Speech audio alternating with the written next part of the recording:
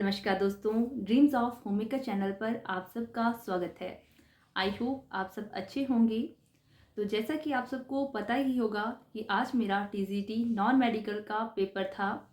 मेरा पेपर बगला के पास बरसू में विजय मेमोरियल कॉलेज में था और मेरी शिफ्ट थी थर्ड, यानी कि 3:30 से 5:30 बजे तक। तो हम पहुंच चुके थे 2 बजे के करीब। और मेरे से पहले मेरी भाभी जी का पेपर था जो 2 बजे ख़त्म होना था।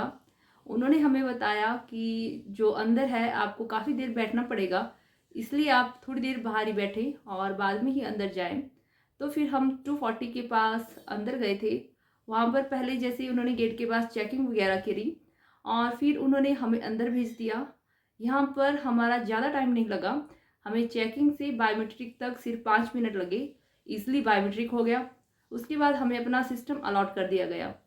सिस्टम पर बैठने के बाद जब हमने देखा तो अभी एग्ज़ाम होने में करीबन 40 मिनट थे और वहाँ पर बैठ के फिर हमें ऐसी ही नर्वसनेस होने लगी।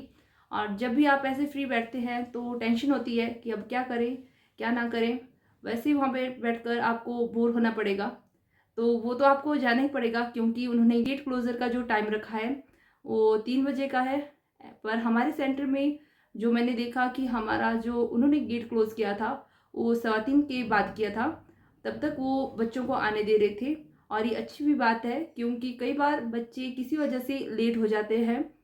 अगर आप टाइमली गेट क्लोज़ कर देते हैं तो बहुत से बच्चों को एग्ज़ाम देने का मौका नहीं मिल पाता, क्योंकि कई बार सिचुएशन ऐसी होती है कि टाइमली निकले तो होते हैं बट पहुँचते पहुँचते देर हो जाती है। तो जैसे ही मेरा एग्ज़ाम स्टार्ट होता है तो 2 से 3 मिनट हुए थी और मेरी स्क्रीन ब्लैक होने लगी। मैंने जो वहाँ पर मैम थी उन्हें ये बताया कि ऐसी प्रॉब्लम हो रही है। तो फिर उन्होंने मुझे ऐसा बोला कि आप माउस की मूवमेंट करते रहें, इससे ये स्क्रीन ऑन रहेगी। बट हो ऐसा रहा था, मैं कंटिन्यू कर रही थी बट हर 5 मिनट में वैसा हो रहा था। फिर एक टाइम ऐसा आया, 1 घंटे के करीब हो चुका था। उस टाइम वो 2-2 मिनट के बाद स्क्रीन ब्लैक होने लगी और बीच में लाइनें पड़ने लगी। फिर मैंने मैम को बोला कि ये बहुत दिक्कत दे रहा है। तो फिर उस टाइम उन्होंने मेरा सिस्टम चेंज करवाया। इससे आप समझ सकते हैं कि कितनी डिस्टर्बेंस क्रिएट होती है। और मैं कहना चाहूँगी कि अगर आपको ऐसा लग रहा है कि आपकी सिस्टम में कोई दिक्कत है या फिर कोई प्रॉब्लम आ रही है, तो आप एकदम से उसी टाइम पर सिस्टम चेंज करवा दें।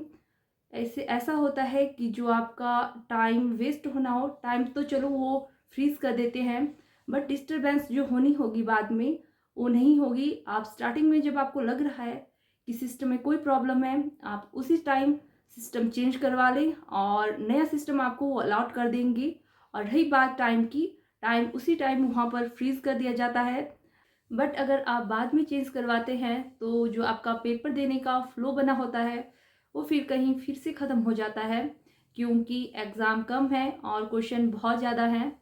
और रही बात एग्ज़ाम की, तो जैसा कि मेडिकल वालों की आपने रिव्यू देखे होंगे, क्वेश्चन वैसे ही मिक्स्ड है। एक क्वेश्चन आप इंग्लिश का कर रहे हैं तो दूसरा हिंदी का आ जा रहा है।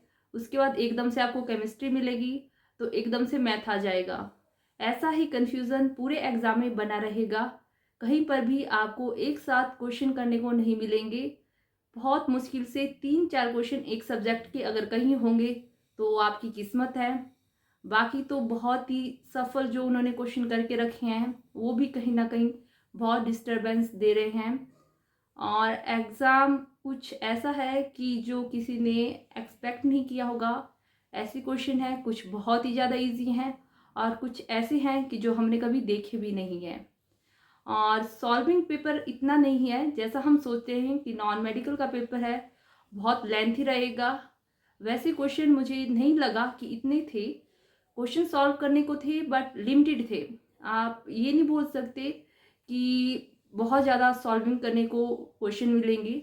वहाँ पर मैथ्स के भी इवन आपको डायरेक्ट क्वेश्चन मिलेंगे जो स्टेटमेंट बेस्ड क्वेश्चन है। और आपको ऐसा लगेगा कि आपने ये चीज़ कभी देखी भी नहीं है। कुछ ऐसे भी क्वेश्चन थे जो हमने कभी देखे भी नहीं होंगे। तो अगर आपका कल या परसों पेपर है तो प्लीज़ टेंशन ना लें, खुद पर ट्रस्ट रखें।